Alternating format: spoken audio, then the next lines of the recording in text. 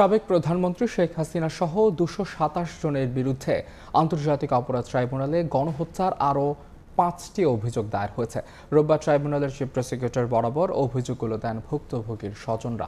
এর মধ্যে ১৯ জুলাই মিরপুর ১০ নম্বর গোল চত্বরে স্কুল ছাত্র মাহফুজুর রহমানকে গুলি করে হত্যার ঘটনায় শেখ হাসিনা সহ সর্বোচ্চ ৭৬ জনকে অভিযুক্ত করা হয়েছে। একই দিন বাড্ডার ব্র্যাক বিশ্ববিদ্যালয়ের সামনে কলেজ ছাত্র মারুফ হোসেন নিহতের ঘটনায় ২৮ জন এবং উত্তরায় ফয়সাল সরকার নিহতের ঘটনায় শেখ হাসিনা সহ অজ্ঞাতদের বিরুদ্ধে জড়িত থাকার অভিযোগ তোলা হয়েছে। অপর দুই অভিযোগে আনা হয়েছে ২০ জুলাই ময়মনসিংহ কিশোরগঞ্জ মহাসড়কে কলেজ ছাত্র নূরে আলম সিদ্দিক ও জুবায়ের এবং ৫ অগস্ট উত্তরায় স্কুল ছাত্র সামিউ আমান নূর নিহতের ঘটনা কেন্দ্র করে।